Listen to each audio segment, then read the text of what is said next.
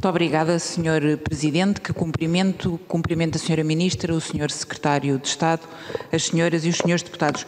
Sra. Ministra, sobre o requerimento da ciberdefesa, o requerimento é autoexplicativo e a Sra. Ministra certamente conhece o seu conteúdo, mas ainda assim cumpre-me sublinhar o seguinte. De facto, foi pela comunicação social que tivemos conhecimento que a Escola de Ciberdefesa irá sofrer um atraso em virtude do Estado-Maior-General da Defesa Nacional ter decidido agora abrir um concurso público internacional. Esta decisão não deixa de ser surpreendente, pois surge mais de 3 anos depois do ENCFA ter iniciado o processo de consulta de empresas de cibersegurança. Apesar da Sra. Ministra continuar a defender que esta é uma área prioritária deste Governo, parece-nos evidente que esta decisão terá efeitos na instalação das nossas capacidades de ciberdefesa, já comprometidas pela fraca taxa de execução do orçamento para este setor, que foi de apenas 30% no ano passado. Importa relembrar que o processo para a contratação de uma empresa especializada em formação de ciberdefesa começou em janeiro de 2020 e que o objetivo era o de planear e desenvolver uma capacidade de ciberdefesa que colocasse as Forças Armadas Portuguesas ao nível dos Estados mais avançados nesta área, através de um projeto que garantisse conhecimento, desenvolvimento e prática, ou seja, a Escola de Ciberdefesa.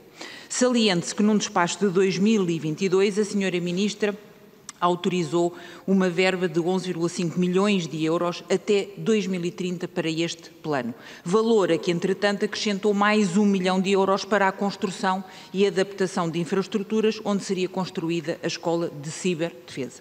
Neste despacho, o Ministério da Defesa Nacional considerou a qualificação de recursos humanos afetos à ciberdefesa nacional como um imperativo, de forma a garantir a capacidade de realizar todo o espectro de operações militares de interesse nacional no e através do ciberespaço, fazendo crer então que seria uma prioridade evidente assegurar a defesa e a salvaguarda da soberania nacional.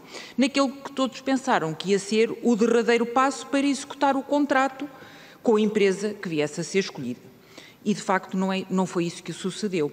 Quando a NATO tem sistematicamente alertado os países membros para a importância crucial de garantir capacidades na ciberdefesa para contrariar as ameaças que vão acontecendo cada vez mais numerosas e sofisticadas. A captação e formação de recursos humanos, bem como a edificação de um comando que centralizasse esse combate, defensivo mas também ofensivo, se for necessário, seria naturalmente vital. A situação da guerra que a Europa vive pressiona, obviamente, a aceleração de todo este processo. Sra. Ministra, este é um atraso que o PSD considera como preocupante, tanto mais que a atual e ainda Lei da Programação Militar contou com uma proposta do PSD, como bem sabe, para que a verba disponível para a edificação da capacidade de ciberdefesa fosse substancialmente aumentada, tendo em conta a importância da mesma para garantir a efetiva defesa dos interesses nacionais.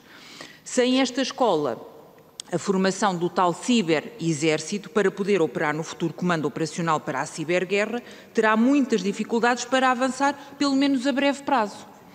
Neste contexto, importa também salientar que o atual Centro Nacional de Ciberdefesa devia ter em 2026 no mínimo cerca de 250 militares, mas segundo o Ministério da Defesa Nacional apenas é esperado atingir esse número em 2030.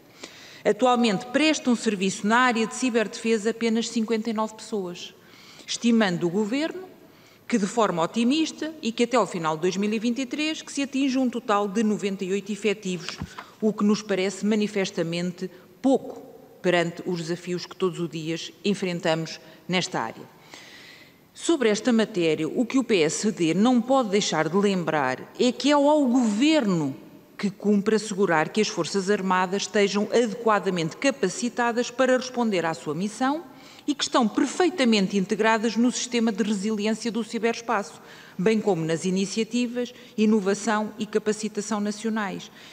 E, sem prejuízo de adiante e noutro tempo depois colocar aqui algumas questões, porque desta feita apenas me estou a limitar a apresentar o requerimento, esta situação, de facto, reveste-se preocupação para o PSD, pode, inclusivamente, até afetar a credibilidade do Estado português junto dos seus parceiros internacionais e pode pôr, inclusivamente, em causa o desenvolvimento ou o atraso do desenvolvimento no plano da área da ciberdefesa e, por isso, entendeu o PSD que seria importante conhecer a dimensão Muito obrigado, desta problemática. senhora Muito obrigada. deputada.